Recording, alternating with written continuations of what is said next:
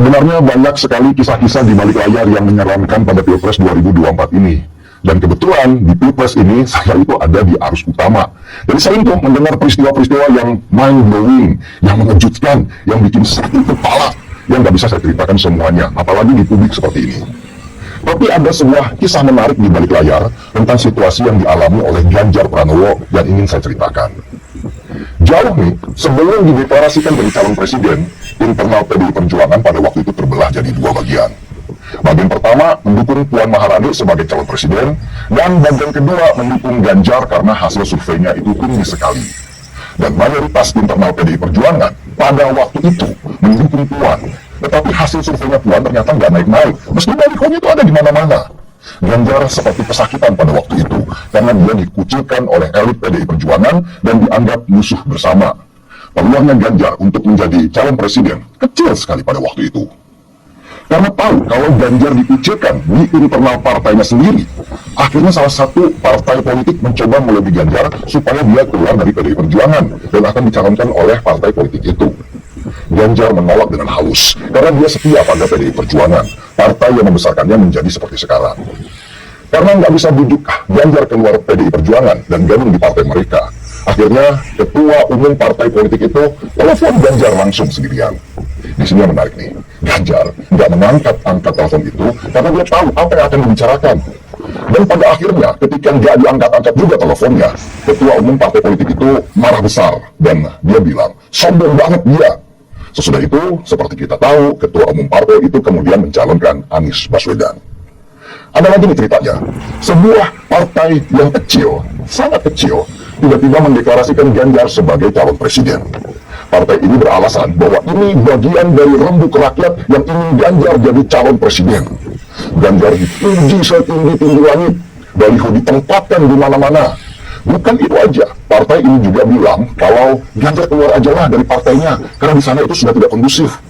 Ganjar sendiri ketika ditanya oleh wartawan, dia malah menjawab, partai apa itu? Saya nggak kenal. Baru saya tahu belakangan bahwa ternyata partai sekecil itu memang punya tugas untuk merusakkan nama Ganjar di mata PDI Perjuangan. Itu adalah bagian dari skenario besar untuk menarik Ganjar keluar dan menghancurkan PDI Perjuangan. Untung Ganjar sendiri nggak kepancing dan namanya tetap baik di mata PDI Perjuangan, partainya, bahwa dia itu loyal dan setia. Karena nggak berhasil menarik Ganjar keluar dari PDI Perjuangan, maka dihembuskanlah isu-isu boneka partai dan sebagainya dan sebagainya. Nah, yang terakhir ini nih, gerakan yang terbesar. Dibentuklah koalisi partai-partai besar yang ketika digabungkan, mereka bisa mencalonkan calon presiden mereka sendiri. Siapa capresnya? Ya, calon presidennya adalah Ganjar Pranowo.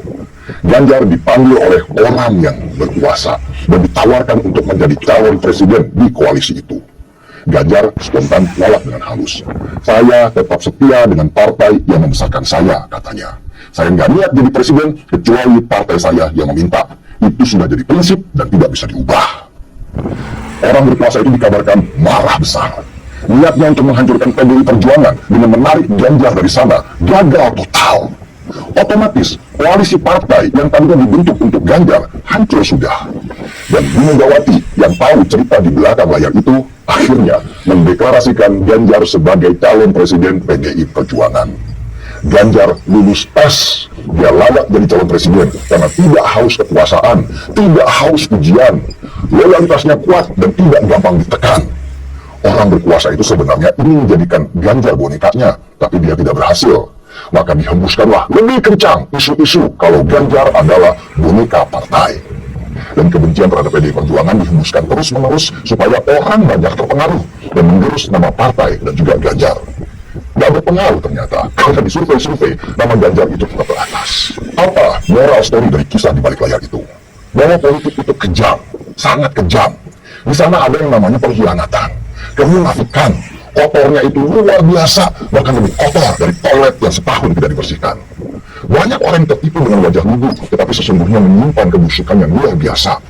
Kekuasaan itu seperti minuman keras, semakin banyak diminum, maka akan semakin membuat peminumnya mabuk kepayang. Yang terlihat baik sebenarnya adalah penjahatnya. Yang diisukan jahat sebenarnya adalah orang baik yang difitnah.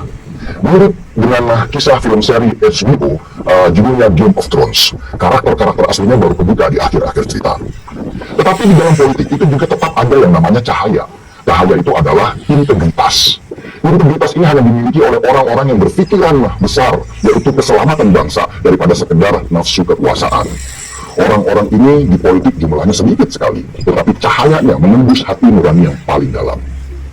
Kisah seorang paman yang meloloskan keponakan di MK, membuka semua tabir kebusukan itu dan menembus akal sehat dan hati nurani banyak orang yang tidak berpartai, para masyarakat biasa, silent majority, bahwa ada yang gak beres di dalam Pilpres 2024 kali ini. Ada yang salah ketika sistem bernegara kita ditabrak hanya untuk meloloskan seorang anggota keluarga. Bajingan memang, dan kata bajingan itu sekarang terdengar ke seantero penjuru dalam bentuk bisik-bisik, dalam bentuk sindiran, nyinyiran, bahkan jadi bahan tertawaan. Baru kali ini, sistem negara kita jadi bahan tertawaan, bukan saja di dalam negeri, bahkan oleh orang luar. Ganjar dan PDI Perjuangan boleh jadi sedang disembelih oleh kekuasaan supaya mereka tidak membesar. Tapi memang, semua manusia itu punya garis tangan. Kalau memang garis tangannya jadi presiden, takdir tidak akan berustad. Coba, apa kurangnya si Prabowo? Kaya, berkuasa, jaringannya luas, didukung oleh banyak partai, tapi nggak jadi presiden juga. Garis tangannya sudah berbicara sendiri tentang takdirnya. Ada pepatah barat yang mengatakan, apapun yang tidak membunuhmu akan membuat dirimu menjadi lebih kuat. Negeri kita sekarang sedang diuji dan dibukakan dengan segala praktek busuk di depan mata. Percayalah, silent majority akan bekerja dan bergerak menyeimbangkan segala rencana jahat, yaitu tumbuhnya neo orba.